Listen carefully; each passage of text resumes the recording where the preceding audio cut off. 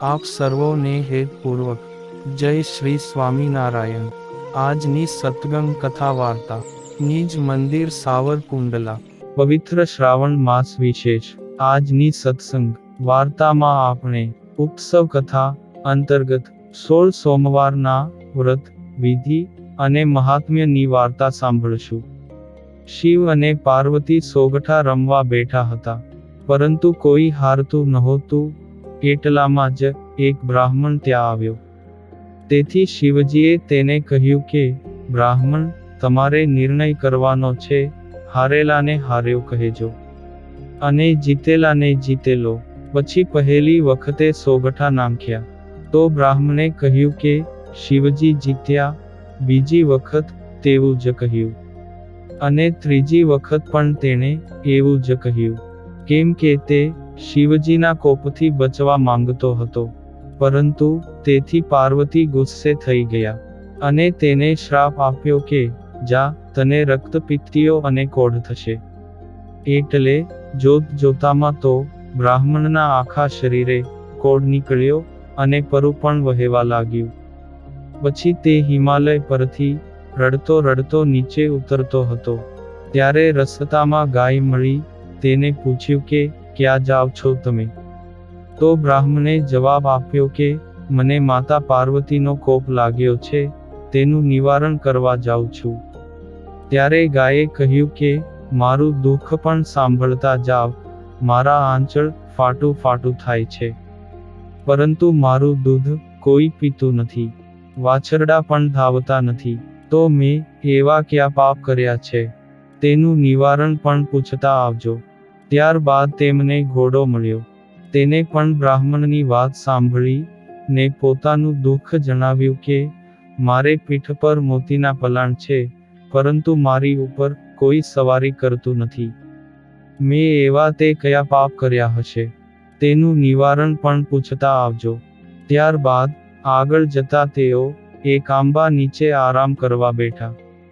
તો આંબો પણ બોલ્યો કે હે બ્રાહ્મણ, મારા સવા શેરના ફળ ખાનારા વ્યક્તિ મોતને શરણે થાય છે, તો તેનું નિવારણ પૂછતા આવજો। પછી જ્યારે તેઓ તળાવે પાણી પીવા ગયા, ત્યારે એક મગર ત્યાં આવ્યો અને કહેવા લાગ્યો કે મારા રૂવે રૂવે બળતરા થાય છે। હું પાણીમાં રહું કે બહાર, પણ બળતરા તો ઓછી થતી જ નથી। તો મારા પાપનું પણ નિવારણ પૂછતા આવજો। તે બ્રાહ્મણના શરીરેથી પરુ નીતરતું હતું અને તે બ્રાહ્મણ ઘોર જંગલમાં જઈ એક પગ ઉપર ઊભો રહીને તપસ્યા કરવા લાગ્યો। તે કાની પણ ખાધા કે પીધા વિના જ શિવજીના જાપ કરવા લાગ્યો। એટલે ભગવાન શિવજી તેના ઘોર તપથી પ્રસન્ન થઈને બોલ્યા કે માંગ માંગ, જે જોઈએ તે આપું। ત્યારે બ્રાહ્મણે કહ્યું કે હે પ્રભુ, મારા કોઢનું નિવારણ કરો। તો ભગવાને કહ્યું કે જા, તું શ્રદ્ધાપૂર્વક 16 સોમવારનું વ્રત કરજે, એટલે તારું દુઃખ દૂર થઈ જશે। પછી બ્રાહ્મણે પૂછ્યું કે વ્રત કેવી રીતે થાય, તે જરા મને જણાવો। ત્યારે શિવજીએ જણાવ્યું કે શ્રાવણ માસના પ્રથમ સોમવારે દોરાની શેરે 4 ગાંઠો વાળવી, પછી પીળા પટે દોરો બાંધી મારા દર્શન કરવા અને એકટાણું કરવું, અને કારતક માસના શુક્લ પક્ષે 16 સોમવાર પૂરા થાય એટલે સવા શેર ઘૂનના લાડવા બનાવીને તેના 4 ભાગ કરી, એક ભાગ પૂજારીને, બીજો ભાગ બાળકોને, ત્રીજો ગાયને અને ચોથા ભાગથી કીડીઓના નગરા પૂરવા। જો આ વ્રત તું શ્રદ્ધાપૂર્વક કરીશ તો તારી કાયા કંચન જેવી થઈ જશે। ત્યારબાદ બ્રાહ્મણે રસ્તામાં મળેલી ગાય, ઘોડો, તળાવ, આંબો ને મગર વગેરેના દુઃખ વિશે જણાવ્યું અને તેઓના દુઃખના નિવારણ વિશે પૂછ્યું।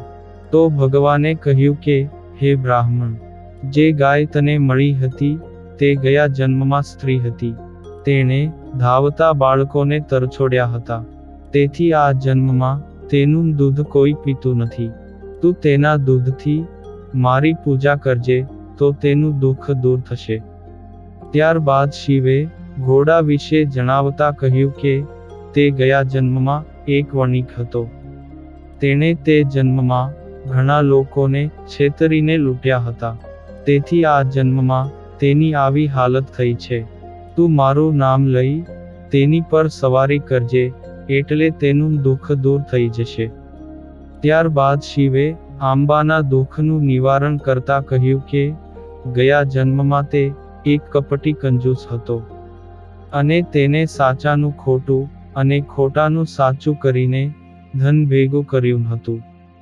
તેથી તેની આવી હાલત હતી. તું તેના નીચે ખાડો ખોદીશ તો તને ધનના ઘડા મળશે. તેનાથી તું પરબ બંધાવજે અને ગરીબોને દાન કરજે, તો તેના ફળ અમૃત જેવા થઈ જશે. પછી મગર વિશે પણ જણાવ્યું કે તે ગયા જન્મમાં એક બ્રાહ્મણ હતો, અને તે ખૂબ જ વિદ્વાન હતો, પણ તેણે કોઈને વિદ્યાનું દાન કર્યું નહીં. તેથી તેના રૂવે રૂવે બળતરા થાય છે. તું બીલીપત્રને તેની આંખોને અડકાળી તેને પ્રસાદ આપજે, તો તેની બળતરા શાંત થઈ જશે.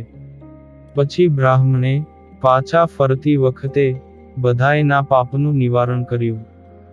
જે રીતે શિવજીએ કહ્યું હતું તેમ જ કર્યું, તો તે બધાયને તેમાંથી મુક્તિ મળી ગઈ. અને શિવજીના કહ્યા પ્રમાણે તેણે 16 સોમવારનું વ્રત કર્યું, તો તેનું દુઃખ પણ દૂર થઈ ગયું, અને તેની કાયા ફરીથી કંચન જેવી થઈ ગઈ.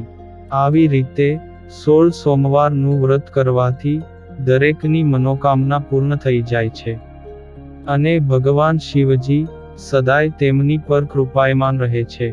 આમ આજે પવિત્ર શ્રાવણ માસના પ્રારંભે ભગવાન શિવજીને પ્રસન્ન કરનારા 16 સોમવારના વ્રતની વાર્તા સાંભળી.